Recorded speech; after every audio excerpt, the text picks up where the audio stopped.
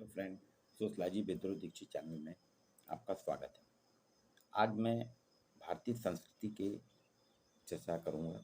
खान पान की संस्कृति, लोक जीवन में जो हम उपयोग करते हैं खान पान में जिन चीज़ों का, उन पे चर्चा है। पान एक महत्वपूर्ण खान पान की विधा है। लोक जीवन में प्राचीन काल से ही पान किसी न किसी रूप में उपयोग होता रहा है। पान बेटल, पान के महत्व को से हम सभी जानते हैं। चिकित्सा शास्त्र के अनुसार, प्रामाणिक ग्रंथ जो चिकित्सा शास्त्र के, वो कहते हैं पान अत्यंत पाचक, शक्तिवर्धक, रोगनाशक और अनेक जानलेवा बीमारियों से बचाने में सहायक होता है। ये दिल दिमाग को हमेशा तरोताज़ा रखता है।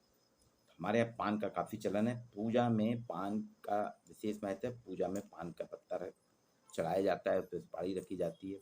मैरिज होती है तो मैरिज में दूल्हा और उसके साले को आपस में वैवाहिक रीति रिवाज के तहत रस्में की जाती हैं। उसमें दोनों फिर बाद में एक दूसरे को पान खिलाते हैं। पान मृत्यु में भी जब होती है तो मृत्यु में भी पान का प्रयोग किया जाता है। मतलब जन्म से लेके मृत्यु तक विभिन्न संस्कारों में पान का प्रयोग किया जाता है। ये ऐसा है क्या?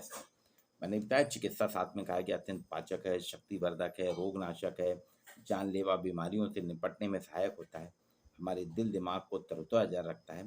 पान के बारे में इसी पान की चर्चा करूँगा। पान पुराने देसी बंगला पान के पत्ते को शानी निराली है।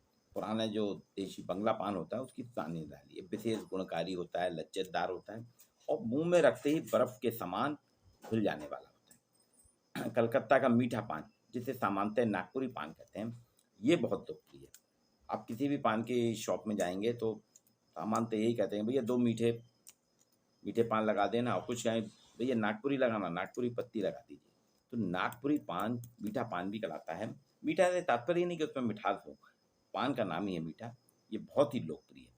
अगर आप किसी बड़े बुजुर्ग से चर्चा करेंगे तो पान के बारे में तो इतनी वैरायटी बता देंगे, पान की इतनी चर्चा करेंगे कि आप भी सुन के हैरान रह जाएंगे कि कितना गजब की चीज़ है। बंगला पान में जो गुण जायका होता है वो आपको किसी और पान में नहीं मिलेगा। हमारे यहाँ जो रीति रिवाज होते हैं, परिपालन होता है, इनमें जन्म, मरण, श्राद्ध, जनेऊ, शादी, विवाह आदि तमाम अवसरों में आदि काल से पान का प्रयोग हो रहा है। धार्मिक कार्य तो पान के बगैर पूरे होते ही नहीं। धार्मिक कार्य में विशेष महत्व है। कोई भी शुभ कार्य करना है, पूजा पाठ करना है, तो पान उसमें जरूरी है। अगर आपने पान नहीं लाया, पंडित जी तत्काल सामान देखने के बाद बोलेंगे भाई इसमें पान नहीं है, पान लेके आइए। पान के बगैर पूजा नहीं होगी। पान का उपयोग सिर्फ देवी देवताओं को प्रसन्नता के लिए नहीं पूजा अर्चन में किया जाता है, बल्कि आपके घर में कोई मेहमान आता है तो मेज़बानी भी हम पान से ही करते हैं। शादी विवाह में पान के बिना स्वागत सत्कार नहीं को अधूरा माना जाता है। बहुत सी शादियों में अगर पान नहीं होता है, पान का स्टॉल, अरे पान नहीं रखा, कंजूसी कर दी। और उसने लाखों रुपए खर्च करे कैटरिंग में, लेकिन एक पान रखना भूल गया, पान नहीं रखा, तो लोग कहते हैं कि कंजूसी करी, बहुत मजा किरकिरा कर दिया। तो देखिए, शादी विवाह में बिना स्वागत के स्वागत सत्कार में पान की अनूठी परंपरा है। आपसी प्रेम, पारिवारिक सद्भाव को अभिव्यक्त करने के लिए पान का बीड़ा एक बेमिसाल माना जाता है। हिंदू, मुस्लिम, अमीर, गरीब, शहरी बाबू, देहाती, बच्चे, नवयुवक, बुजुर्ग, महिलाएं, सभी में पान लोकप्रिय है। धार्मिकता के आधार पर भी देखिए, मुस्लिम भी उतना ही पान का सेवन करते हैं, हिंदू भी उतना ही पान का सेवन करते हैं।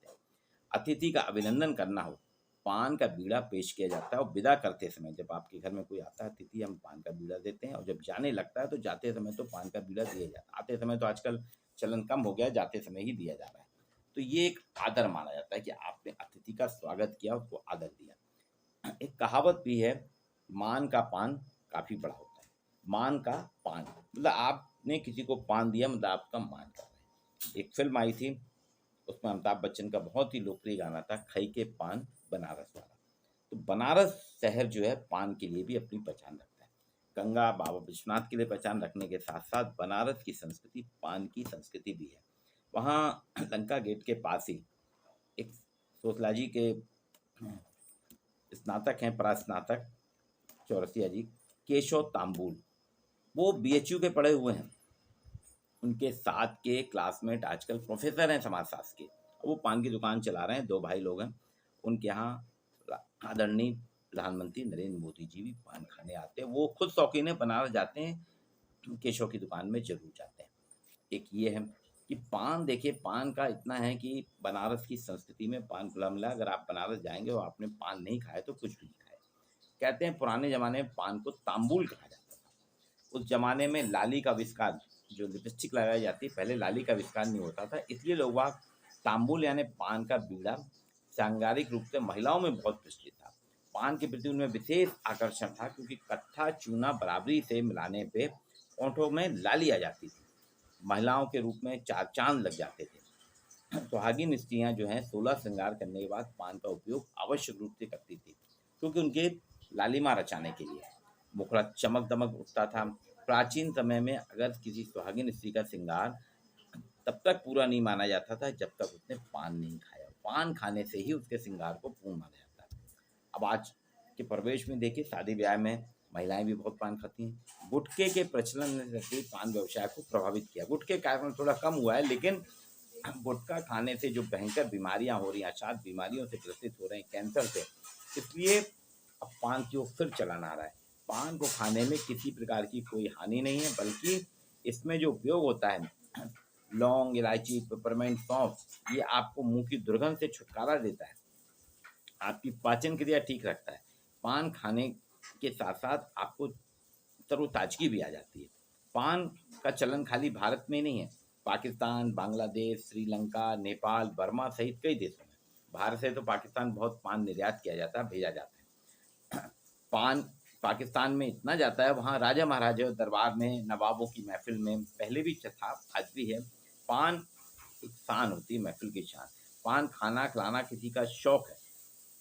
आप नेता हो, अभिनेता हो, इंजीनियर हो, डॉक्टर हो, सब लोग खाते हैं। किसी भी डॉक्टर ने पान खा लेने के लिए मना नहीं करा है, गुटखे खाने के लिए मना करते हैं। तो लोक जीवन में पान वास्तव में सद्भाव करता है, सामाजिकता पैदा करता है, लोगों को जोड़ता है, एकाकी करता है। तो ये एक लोक जीवन की भारतीय संस्कृति में खान-पान की परंपरा है, जो सामाजिकता को करती है, सामाजिक संबंधों को सुदृढ़ करती है, सामाजिक सहयोग की भावना लाती है। तो लोक जीवन में पान का एक विशेष महत्व। मैंने बताया ना कि फ़िल्म में भी आपने देखा होगा, अमिताभ बच्चन की फ़िल्म डॉन आई थी, उसका एक महत्वपूर्ण, बहुत ही फ़ेमस गाना है, खई के पान बनारस वाला। तो उसी संस्कृति को जबलपुर में आप देखेंगे। जबलपुर में अगर काउंटिंग की जाए तो जबलपुर शहर में कम से कम 20 लाख से अधिक की आबादी वाले शहर में पान की दुकानें आज की डेट में 5,000 से ज़्यादा दुकानें हैं। इसमें भी कई दुकानें तो नाम से जानी जाती हैं। कहाँ जा रहे भाई? शंकर के यहाँ पान खाने जा रहे हैं, मुन्ना के यहाँ पान खाने जा रहे हैं। ये सब महत्वपूर्ण है। शंकर और मुन्ना पान वाले आज लंबे कम करीब 50 साल से इनकी दुकानें चल रही हैं और इनके यहाँ भीड़ लगती है, लाइन लगती है। दशहरे के दिन तो जिस तरह से नीलकंठ को देखना शुभ माना जाता है, दशहरे के दिन पान का आदान-प्रदान घरों में होता है। सब घर के लोग पान खाते हैं, पड़ोसियों को दिया जाता है। पान खिलाना भी एक स्वागत का है। जो कहा भी गया है, कहावत है ना, मान का पान काफ़ी बड़ा होता है। आज आपके साथ कहने लोक जीवन में पान का महत्व खाली धार्मिक नहीं है, जन्म से लेकर मृत्यु तक के साथ-साथ सामाजिक संबंधों को सुदृढ़ करने में, सामाजिकता में भी पान का महत्वपूर्ण, मतलब पान का एक समाजशास्त्र ये है कि पान का समाजशास्त्र जानने के लिए आपको समझना होगा पान है क्या? पान कैसे लोगों को इकट्ठा करता है, पान कैसे लोगों को जोड़ता है, पान किस तरीके से सामाजिक संबंध बनाता है। आज समाज में जो विघटनात्मक स्थितियाँ, उसमें भी पान सहयोगी होता है, पान उनको भी, विघटन को भी दूर करता है। क्योंकि मानसिक रूप से हमारे दिलो-दिमाग को शांत करता है, तो उत्तेजना में जो विघटन होते हैं, उत्तेजना में जो अपराध होते हैं, वो पान खिला के रोके जाते हैं। पान उनको संयमित करता है व्यक्ति को, इसलिए पान का बहुत महत्व है। लोक जीवन में पान का महत्व है। आप भी पान खाइए, खिलाइए। पान से किसी प्रकार की नुकसान नहीं होता है, कोई हानि नहीं होती है। गुटखे से बचिए, गुटखा का सेवन आपके लिए खतरनाक है। गुटखे के पास ना जाएँ, पान खाएँ, पान में भी कुछ नहीं। शौकिया पान खाइए, कत्था, चूना, सुपारी। सुपारी भी कम रखिएगा और सौंफ डालिए, आपके मुँह की दुर्गंध खत्म हो जाएगी, आपकी पाचन शक्ति बढ़ेगी, आप में एक एनर्जी आएगी और आप देखेंगे पान वालों की दोस्ती। किसी भी शहर में जाते हैं ना, अधिकतर लोग बाग पता पान वालों से पूछते हैं, क्योंकि उनको मालूम है मेरा ग्राहक कहाँ है, कौन है, और वो बहुत बढ़िया संदेश वाहक का भी काम करते हैं। इसलिए पान का अपना एक महत्व है। आपके साथ आज मैंने चर्चा की, ये कैसी लगी आपको? लाइक कीजिएगा, शेयर कीजिएगा, मेरे चैनल को सब्सक्राइब